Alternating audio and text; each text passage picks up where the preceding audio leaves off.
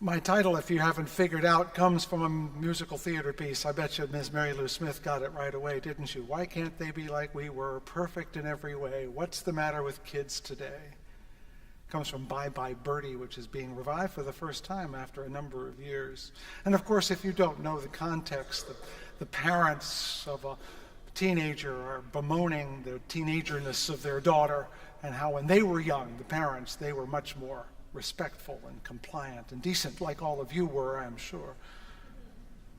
And I raised this question, and I thought of this as I was actually contemplating the reverse, because I honestly think why the question should be, why can't we be like they are? Meaning we adults. This year, Matthew and I are going through the entire life cycle of the average human being, from birth to midlife to age and death, about this, and considering the spirituality and spiritual gifts of each of our stages of life. And here we are in childhood. And we're doing this because not only do you need to know more about how children believe, but I think we should remember that they are our leaders in some important ways. The children can teach us as spiritual teachers, even if they can't teach us mathematics or physics. I say that because, as many of you know, there's a passage in the Christian Gospels. I'll give you a piece of it. It says, "At that time the disciples came to Jesus and asked, 'Who is the greatest in the kingdom of heaven?' And he called a child over and put them among them and said, 'Truly I tell you, unless you change and become like children, you will never enter the kingdom of heaven.'"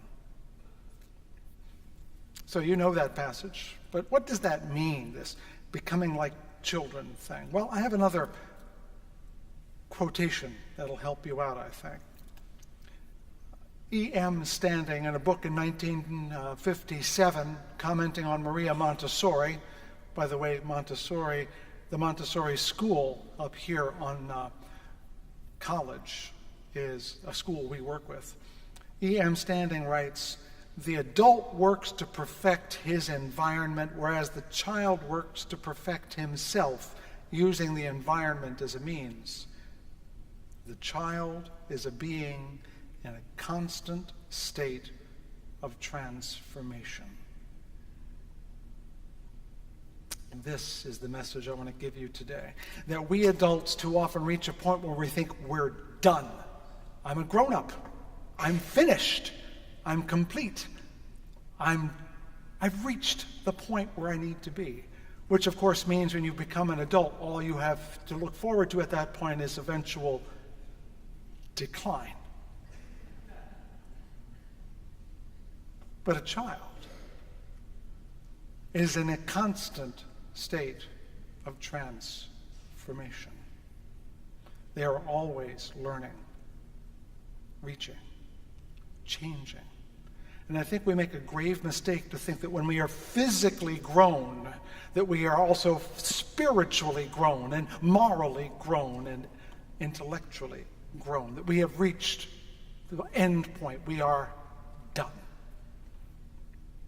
William Wordsworth famously observed long ago that the child is father to the man, right?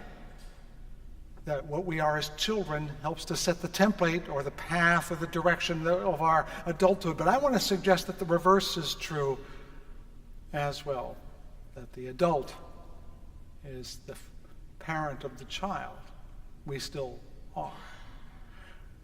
Famously, St. Paul said that when he was a child, he thought like a child and acted like a child, and when he grew up, he gave up childish things. But Jesus is telling us quite differently that we must somehow still remain children even as we have become adults. And I want to explore that tension a little bit, because we forget, I think we adults forget how to learn spiritually, how to grow spiritually. We get set in our ways. Isn't that what when you say older, well, she's set in her ways. Well, he's just set in his ways. And I want to say that's a lie. I want to think that's a falsehood, that we deceive ourselves and we let ourselves off the hook by saying, you can't teach old dogs new tricks.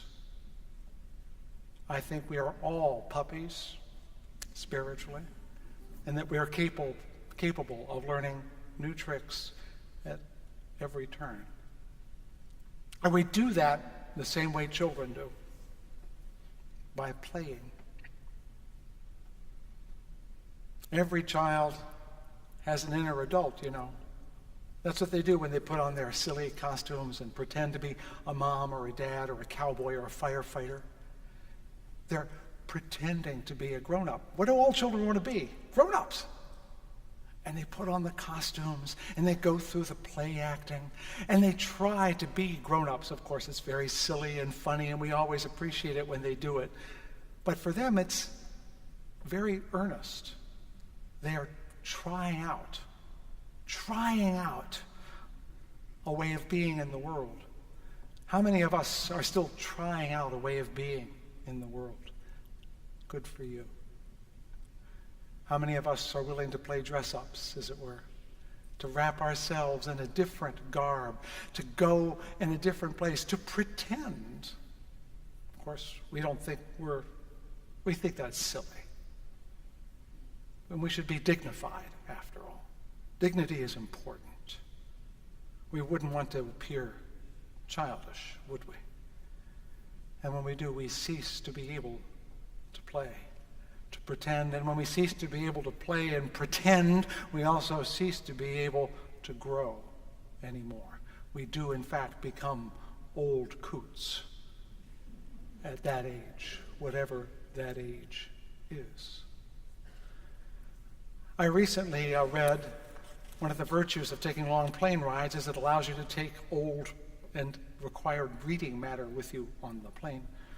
And I subscribed to the New York Times, and I saved the magazine, so I took about 2 months' worth of the magazines. And there, as I'm flying over the Atlantic Ocean, I'm reading about a new system of education being tried out in New Jersey, in which the whole point of the education of young children, we're talking 5- and 6-year-olds now, kindergarten age, is to encourage them to spend all day playing dress-ups, essentially. Because they've discovered that children who pretend to be grown-ups or pretend to be choo-choo trained engineers or pretend to be firefighters learn how to behave more like grown-ups. They learn how to sit still when it's part of the role. They learn how to be responsible when they have to pretend to be a mom. They learn how to be in charge of things when they have to be a firefighter. They can't do it all day, but they can do it for a while. And that's the exciting part. They're discovering that children learn how to learn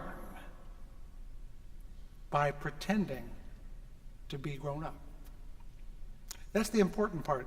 We've gotten into a world where we think that teaching children now requires us to make sure they learn their ABCs when they're still trying to figure out how to use the bathroom.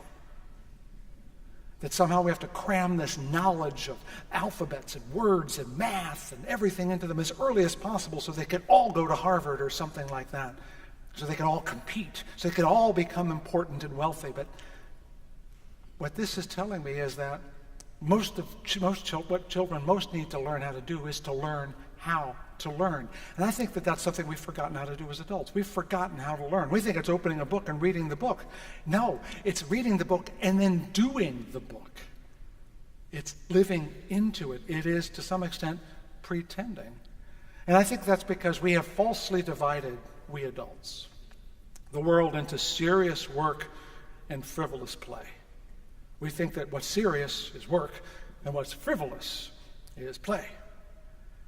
We are purposeful, dignified, serious people.